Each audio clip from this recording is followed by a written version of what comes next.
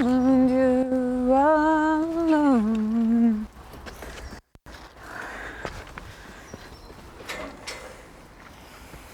Mm-hmm. Mm-hmm.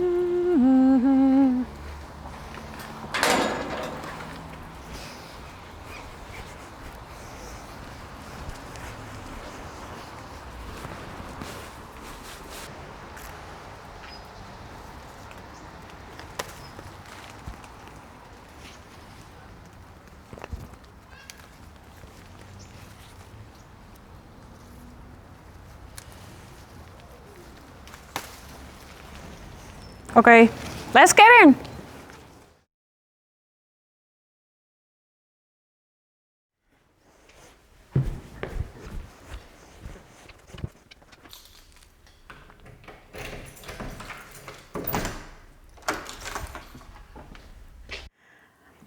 Welcome in my studio, or actually not my studio anymore soon, because I have to leave this wonderful place within a week and a half. So it's been a week of moving things, decluttering, reorganizing our house, already moving stuff to our house, and well, actually we have finally cleaned up our attic. That's a good thing about this all. And we made a wonderful system to store my paintings. So I'm very proud of that. Anthony turns out to be a wonderful carpenter. And well, I'm very proud of that. We labeled all my paintings and I categorized them on year, on size, so they will be easily, I can easily find them when somebody is interested. Then I can pick out the one that I want immediately. So that's a good thing about moving. And of course I'm going to miss this wonderful light space. You see that the weather is not that nice today, and even then with the daylight lamps I have a wonderful light and a wonderful space, so I will miss that. We have a very, very, very tiny house, almost a tiny house, so it was really a challenge to clean it up and put some things out, to move a lot of things to our house, because I have no other place, no alternative studio to go yet. And maybe I don't want that. I want to see if I can do it in our living room. So this will be probably the last time that we have a record in this place. And another nice thing is that I already found a location for my adults group, because I can't have them in my living room. That's far too small. And I can rent the building of the local scouting club, and I will show you very soon how it looks like. It's even bigger than this one, than this place. So that's, yeah, I really love that. In the meanwhile, I'm still teaching here in this place until I have to deliver the key back. So on Monday I have my adults, and on Wednesday I have my children. And tomorrow we are going to do something with pressing leaves. It's autumn, so it's a very good thing to do.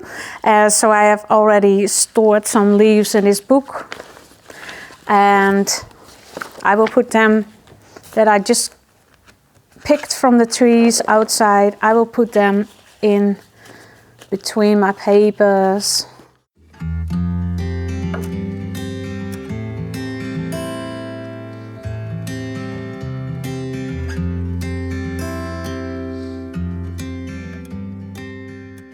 This week is even busier than a normal week, because I have a workshop for a team of healthcare workers on Thursday. So I plan to do a pattern playing workshop mixed with botanicals. So I think it's going to be wonderful.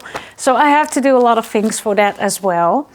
And between all the things going around, I am still preparing lessons, I am moving out stuff, and I am doing all kind of things. And when I have the time, I want to journal.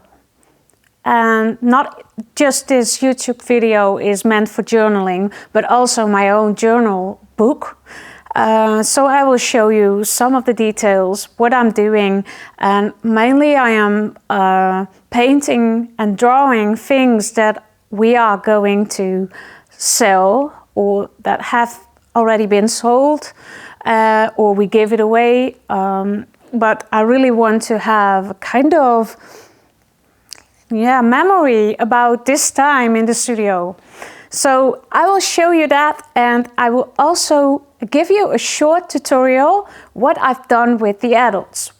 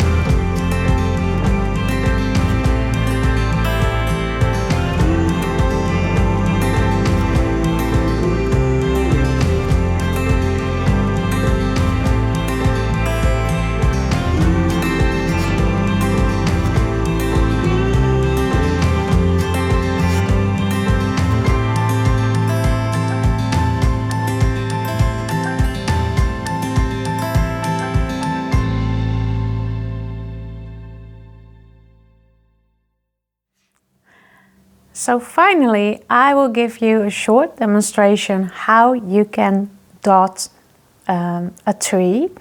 And the dotting technique is a technique that I use very often when I paint a landscape, and especially when you work with trees. And it's very handy if you first decide where the light is coming from. In this painting, it's very obvious that the light is coming from the left side.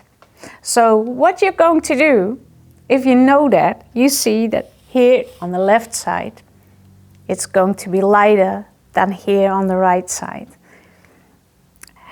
And in this painting, I didn't work it out yet. So I just placed my tree, a basic shape of a tree.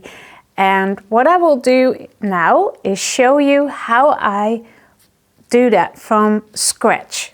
So I will leave this aside and I will show you what I need for this short tutorial.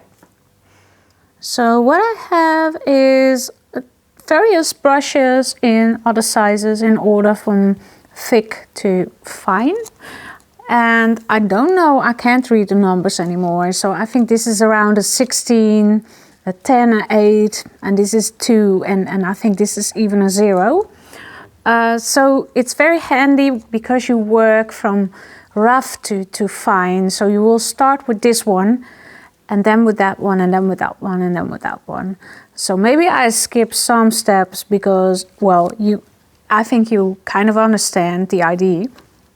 I also have paint, buff titanium, green gold, green olive, olive green, and burnt umber. So that's what I am working with for today. So I will start with my lightest color. This will be the lightest color that is in my painting, and maybe I won't even use it, and I can use it stepwise, and I can go on forever. You could make 20 color swatches if you go from one color to another. That's not what we're going to do. So every time you take just a little bit of the new color, you add a bit of that color, and you can even say I already add a little brown to it.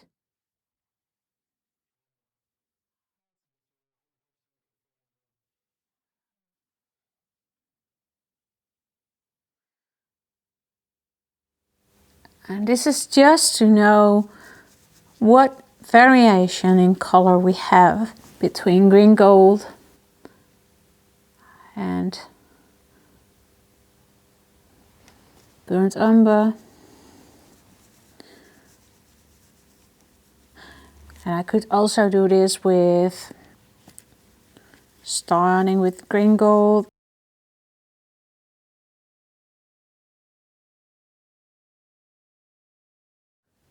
So now this, you see that this is a more green, dark green color.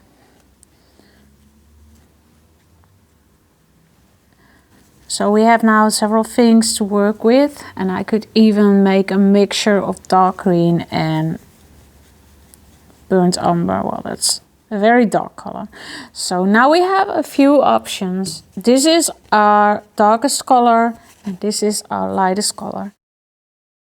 So this is my landscape. I am going to make a tree here, and I will first make my basic shape. And it doesn't really matter whether you start with a dark color or a light color. One of my students asked me that question, and she thought, if I start with dark, won't it be too dark then? And I said no, because you can always overlap with acrylics, so that's the best thing you have. And as this is already a very dark scene, I want to have it dark. So now I will add, the light will come from the left side, and now I will be doing some dotting already, but my paint is still wet. And the best thing to do, if that's the case and you see that it's all getting muddy, then the best way to do is dry it, and you can use a hairdryer for that. So that's what I'll be doing, because I think that I can't add any paint anymore.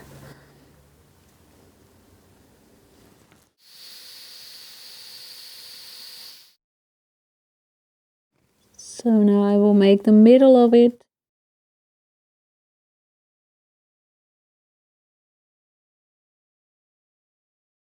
And as this is a very small tree, it's standing further away from the viewer, so I have to take a finer brush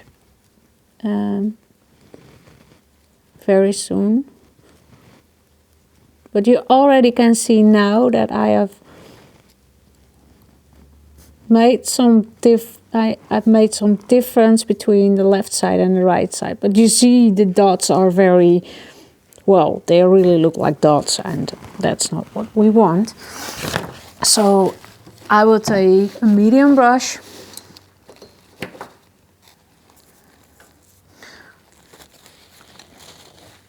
and I will do the same, and I will overlap my dots, and they don't have to be exactly a light color. I can also add some darker spots on the left side and some lighter on the right. Look at this. Because if you place some darker dots next to a light dot, the lighter dots will also be more visible because there's contrast. And I just repeat and sometimes overlap. And now I will take some lighter paint. My palette is really a mess, but that doesn't matter. This is a lighter color, and I will do, well, maybe it is already too much because I have painted too much. And I will just add some very light dots on the left.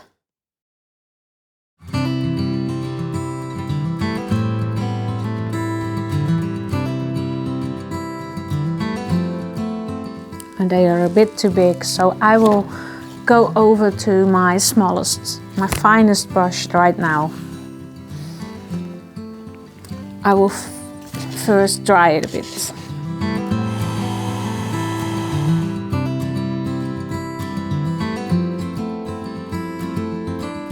So finally I will work with this medium or this finest brush.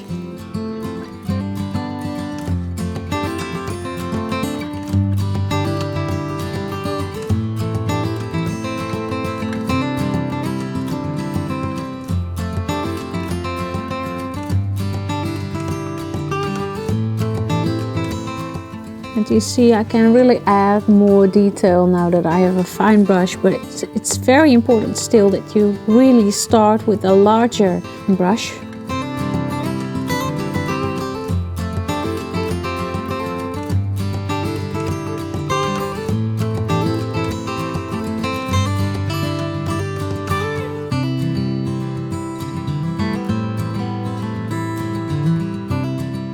And I don't mind when there are different colors on my brush at the same time, because then I can make even more variation.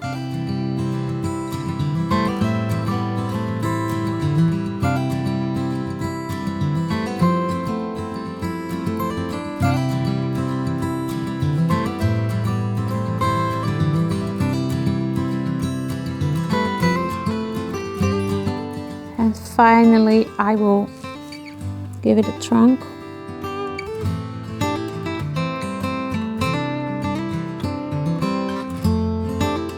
And well, actually I think this one is finished, and I made a lot of dots. I can make it a bit lighter here. Well, you could go on forever. I simply work from the outside to the middle and just repeat, and then I go from the darkest side and then also from the outside to the middle, and I'm overlapping again and again and again. And you could do this forever. Well, this one is finished, and it's looking a bit weird in this landscape, because this is the only thing that I've been dotting. So it would be more balanced if I, for example, would make a row of, well, trees or small bushes, and that I would dot as well, because it's a bit weird that it's here and it's in the rest of the painting it's not coming back. So I prefer it to have here or maybe here dots. So that was it. If you want to do more with landscapes, landscape painting, and then especially abstract landscapes, I'm planning to do a longer online course for that. If you want to start right now and you want to paint some trees, you could follow my online course, Trees in the Light. And it's also a lot about landscape and how you do the composition, how you place the trees in the landscape, and of course you learn more about dotting and all those things. That was it for today. Thank you for watching. Please let me know what you are doing at the moment, and if you have any questions or requests what I can talk about in the next video, or you want me to show a particular painting technique, please let me know in the comments or send me a message. And well, if you liked it, please give me a thumbs up. See you later. Bye bye.